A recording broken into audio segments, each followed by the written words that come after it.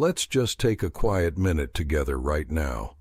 Maybe while you're sitting in your favorite chair with the evening light fading outside, and talk openly about something that starts to feel very close to home for so many of us once we reach our 60s and 70s. You might notice yourself pausing in the middle of a simple task, like opening the cupboard to get a plate, and suddenly standing there wondering what you came for. Or during a phone call with your daughter, the name of that old family friend just won't come, even though you can picture their face perfectly. Or some mornings you wake up and your head feels wrapped in a soft, thick fog, as if every thought has to push through something heavy, turning even basic things like deciding what to cook for lunch or following the plot of your favorite show into tasks that take more mental energy than they used to. It's the kind of thing that makes you think quietly to yourself, well, this must be what getting older really feels like, just the usual way the mind eases back a little with time. But from more than 20 years of sitting with seniors every day, really listening to what they're going through, and looking closely at what the research truly says about keeping the mind clear and steady, I can tell you honestly that a great many of these changes aren't fixed by the calendar alone. So often they tie straight back to sleep, how well the nights are actually restoring and supporting the brain, or how much they're quietly falling short without anyone quite seeing the link. And the heart of my work has been these kinds of honest, one-on-one conversations with people just like you. Folks coming in worried because their memory doesn't feel as trustworthy as it used to, because small irritations now spark quicker reactions than before, or because there's this persistent mental cloudiness that makes even pleasant daily moments feel like they require extra concentration. Almost every person I speak with arrives already convinced this is simply the unavoidable slowdown that comes with more years, something inevitable that everyone faces eventually. But as we begin talking about their daily patterns, especially what happens after the lights go out and the house grows quiet, a different and often much more hopeful picture usually starts to emerge. The main thing quietly wearing down mental sharpness and emotional balance isn't typically too much sugar in the diet, endless worry, or family genes by themselves. Sleep serves purposes that reach much deeper than simply closing your eyes for a certain number of hours so your body isn't heavy and tired when morning arrives. In the deeper, quieter layers, the slow-wave sleep that draws you down into a heavy, peaceful rest, and the REM sleep where dreams come and go, your brain becomes an active nighttime repair crew. It carefully flushes out the waste products that build up from all the mental activity of the day. The thinking, remembering, deciding, planning, and feeling, keeping the brain's inner environment clean and uncluttered so signals can travel quickly and clearly.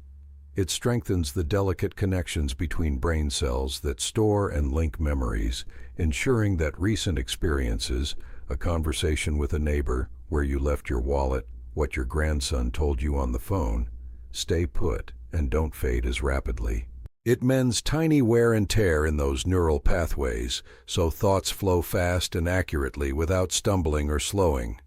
And it gently processes the emotional tones of the day, any little tensions, happy moments, or quiet concerns, helping sort them out so you wake up with a more balanced inner state rather than carrying forward yesterday's leftover feelings. When nights become fragmented with repeated awakenings or don't provide enough time in these deeper stages, this essential overnight maintenance gets cut short or left incomplete. That's when the effects appear first in everyday moments. Forming complete thoughts requires noticeably more effort. Familiar names or details prove harder to retrieve. Attention drifts off without much warning, and moods can feel uneven, overly sensitive, or strangely subdued even on calm days. The National Institute on Aging has reliable figures showing that nearly half of adults over 65 experience some form of ongoing sleep difficulty. Yet more than 60% of those same people consider their sleep problems either not serious or simply a normal part of aging. They often miss how those restless or shallow nights gradually wear away at mental quickness and emotional steadiness over months and years. The process unfolds without any dramatic warnings, no sharp pain, no sudden crisis. just a slow, quiet dimming of how sharp and dependable the mind feels. Having reviewed extensive research and listened to hundreds of first-hand accounts from patients, one observation stands out consistently.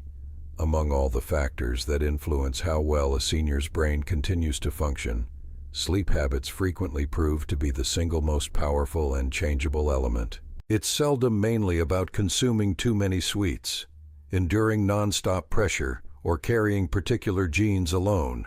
Far more commonly, it's the ordinary routines around bedtime, how we settle in for the night, and what actually happens during those hours that carry the greatest weight. So let's walk through this together in a calm, unhurried way, as though we're sitting here with plenty of time and no pressure at all. I'll describe the 5 most common sleep habits that quietly undermine brain performance for people in their later years, then explain practical research-supported adjustments that can help turn things around. These ideas come directly from careful work done at Harvard, Stanford, the University of Colorado, Johns Hopkins, the University of Michigan, and the National Institute on Aging. They're realistic steps that have already brought clearer thinking, calmer feelings, and stronger focus to many seniors just like you. Nothing extreme or difficult. If it feels right, type your age in the comments when you're ready. I appreciate knowing who's here listening and who might be recognizing some of their own nights and days. One of the most frequent patterns begins with bedtime that shifts from night to night. Perhaps one evening you're tired after visiting family, so you retire early. The next night a favorite program keeps you up longer, and weekends follow their own schedule. This kind of variability unsettles your body's internal daily clock, the circadian rhythm that coordinates when you're most alert, when memory works best, when concentration holds steady, and when emotions remain balanced. As people move into their 60s and 70s, this clock becomes somewhat less flexible, making consistent daily signals even more essential to keep everything running smoothly. At the center of that clock sits a small cluster of brain cells called the suprachiasmatic nucleus, the master timer that depends heavily on reliable cues, particularly the same wake-up time and bedtime each day, to maintain accurate alignment. When bedtime fluctuates significantly, the brain has difficulty scheduling complete periods of deep non-REM sleep, the stage that's crucial for converting short-term experiences into long-term memories you can access later. Researchers at the University of Colorado followed 300 adults over 8 years and found that inconsistent sleep timing was associated with roughly 30% faster decline in episodic memory, the ability to recall specific events, conversations, or experiences, even when total sleep hours appeared sufficient. In other words, 7 or 8 hours in bed does not provide full protection if the schedule keeps changing. Sleep's true restorative power relies on predictability. The brain performs at its best when it can rely on deep recovery occurring within roughly the same nightly window. If you've ever had the frustrating experience of walking into a room and instantly forgetting why you're there, or starting to speak and having the rest of the sentence disappear midway, feel free to add foggy to your comment. We're very likely describing the same thing many others go through regularly. Another pattern that develops quietly is remaining in bed while fully awake for extended periods. 20 minutes, 40 minutes, an hour, sometimes longer. It feels logical to stay there. You're already comfortable, the lights are low, so sleep should arrive if you just wait. But the brain learns associations rapidly through repetition. Spending prolonged time awake in that environment begins teaching it to link the bed with alertness, thinking things over, or feeling restless rather than the automatic slide into peaceful sleep. Over time, this learned connection weakens the bed's power as a cue for relaxation, resulting in overall lighter sleep that fragments more often, with numerous brief awakenings scattered through the night. Picture your bed as a peaceful private haven intended only for rest. When wakefulness lingers there, it gradually becomes a place where mental activity continues instead of quieting. Johns Hopkins researchers tracked 250 adults aged 65 and older and found that those who regularly stayed awake for long stretches in bed experienced 42% more nighttime awakenings and significantly higher morning anxiety scores. That subtle increase in edginess often shows up as quicker irritation over small inconveniences, greater difficulty staying absorbed in a book or conversation, or a general sense that mental steadiness has slipped, even for people who never previously dealt with noticeable anxiety. Going to bed unusually early, often at 7 or 8 in the evening, surprises many as a problem. It seems like a sensible choice. More time in bed should mean more recovery. But the body generates natural sleep pressure through a sufficient stretch of wakefulness and gentle activity during daylight hours. When bedtime arrives too soon after rising, that necessary buildup remains incomplete. So even though someone spends 9 or 10 hours in bed, the actual duration in deep, slow-wave sleep and dreaming, REM, shortens considerably. Slow-wave sleep clears metabolic waste from brain tissue and firmly establishes factual knowledge and procedural skills in memory, while REM sleep processes emotions and supports flexible thinking.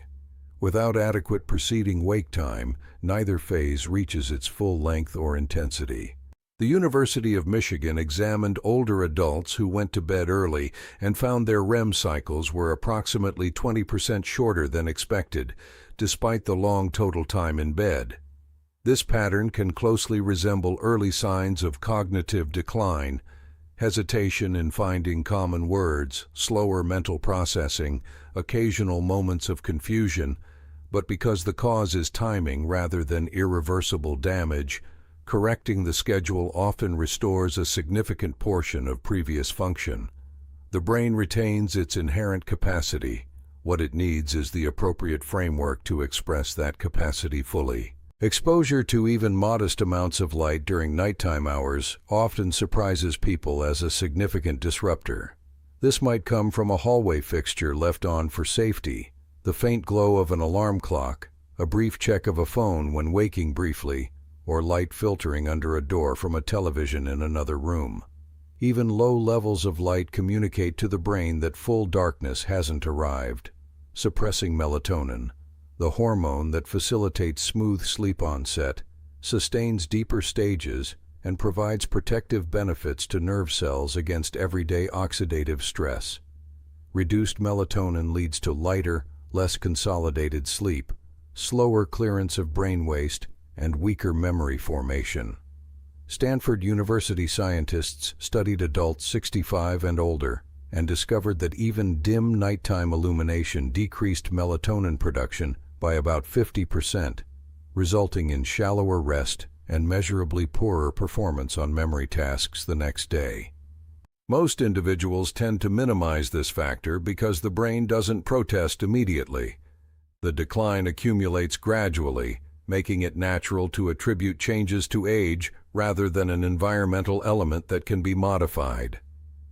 Long-term reliance on sleep medications night after night merits careful consideration.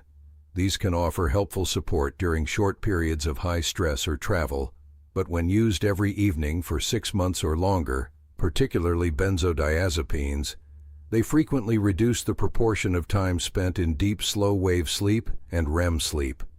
Those specific stages represent the periods of most effective brain detoxification, memory reinforcement, and emotional recalibration. A significant study published in JAMA Neurology followed seniors using benzodiazepines nightly over extended durations and reported a 23% reduction in slow-wave sleep. This particular stage holds special importance because it facilitates the removal of proteins like beta-amyloid, which, if allowed to accumulate unchecked, contribute to progressive cognitive challenges. Someone may feel they've slept adequately because they remained asleep for a solid block of hours, yet the brain has missed portions of its critical nightly repair agenda, resulting in gradual effects on mental clarity, mood stability, and reliable recall. The truly encouraging reality is that none of these patterns must lead to permanent or irreversible consequences. Scientific understanding of brain function in later life emphasizes remarkable resilience, the continuing ability to regain and maintain performance when conditions become more favorable. Even well into the 70s, 80s, and 90s, improvements in sleep support translate into meaningful, observable gains in daily mental life. The appropriate response is not fear or sweeping change, but gentle awareness paired with small, considerate modifications that better align routines with natural biology. To make this real, let me share two accounts from people I've worked with closely. Margaret came to see me at age 72. She looked tired and spoke in a soft, hesitant voice as she explained how frightened she felt. "I really believe my mind is starting to go," she said. She'd find herself standing in doorways, unable to recall what brought her there, struggle to find common words during phone conversations with her daughter, and notice a growing anxiety that made her question her own abilities in ways she never had before.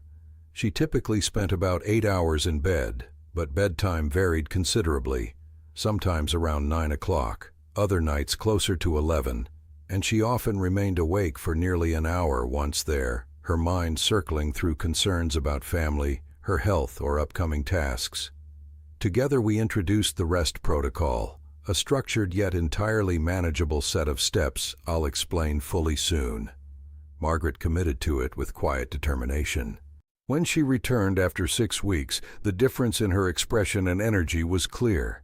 She reported morning alertness rising from roughly 40% to around 80% of what felt normal. Nighttime awakenings decreased from 4 or 5 to 1 or 2 at most. The creeping anxiety eased noticeably, replaced by returning confidence. While memory still had occasional minor lapses, she described the sensation as one of relief. Her brain had finally received the restorative conditions it needed. During one follow-up, she looked at me and said with a small smile, "I was convinced this was permanent loss. It turns out my brain was simply exhausted because the nights hadn't been providing the support it needed to recover." Harold, at 68, presented a related but different picture. He took pride in his routine of going to bed at 7 every evening to ensure plenty of rest. Unfortunately, he regularly woke around 3 and couldn't return to sleep, lying there growing increasingly frustrated. Memory testing revealed mild but detectable weakening in short-term retention. He'd used a low-dose sleep medication for years to help initiate rest. We began by establishing an unchanging wake-up time, regardless of how fragmented the previous night had been, then gradually delayed bedtime while minimizing evening light exposure, and, under his doctor's guidance, reducing reliance on the medication. His sleep tracking device showed deep sleep increasing by 35% within 8 weeks. Repeated word recall assessments improved from 15 correct out of 20 to 19 out of 20. The persistent morning mental cloudiness vanished, and his mood remained noticeably more consistent from morning through evening. In a later conversation, Harold reflected that the protocol had effectively reset his natural sleep-wake cycle, finally allowing his brain to complete the restorative processes that had been consistently interrupted for years. Experiences like those of Margaret and Harold occur with encouraging frequency. Across the years, I've witnessed hundreds of older adults achieve similar, measurable progress. Sharper cognitive function, more stable emotional responses, steadier daily energy. Once sleep patterns receive deliberate, consistent attention. The approach that reliably produces these outcomes is what I call the REST protocol, organized around 4 interconnected principles: rhythm through fixed timing, education concerning the cultivation of natural sleep pressure, stimulus control to reinforce the association between bed and sleep, and timing to identify the most suitable bedtime window. Rhythm starts with establishing a fixed wake-up time. Choose one realistic hour that works with your lifestyle, perhaps 7 o'clock or 7:30, and get up at that exact time every morning, including weekends and even following nights of poor rest. This unwavering daily signal powerfully strengthens the internal circadian clock, builds stronger sleep drive as the day progresses, and promotes fuller expression of deep restorative sleep when night returns. Research from Harvard demonstrated that seniors maintaining consistent wake times experienced a 30% improvement in deep sleep quantity within only 2 weeks. The initial mornings after inadequate sleep may feel difficult, but most people notice the body adapts quickly, rewarding the consistency with progressively better and more reliable nights. Education in this context involves intentionally supporting the natural development of sleep pressure. Restrict daytime naps to 20 minutes maximum and ensure they conclude well before 3 o'clock in the afternoon so they don't diminish nighttime sleep need. Immediately upon waking, seek bright light exposure for 15 to 20 minutes. Natural morning sunlight provides the strongest signal. When weather or season prevents outdoor time, position yourself near a bright therapeutic lamp or turn on multiple indoor overhead lights. Pair this with gentle physical activity, perhaps a slow walk outside or around the home, some easy seated stretches, or light tasks like watering plants or preparing a simple breakfast.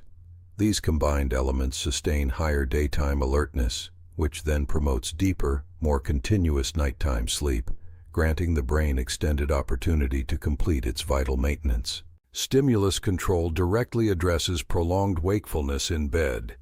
The guideline is clear. If you've been lying down for 20 to 30 minutes or longer without falling asleep or after awakening during the night, rise calmly.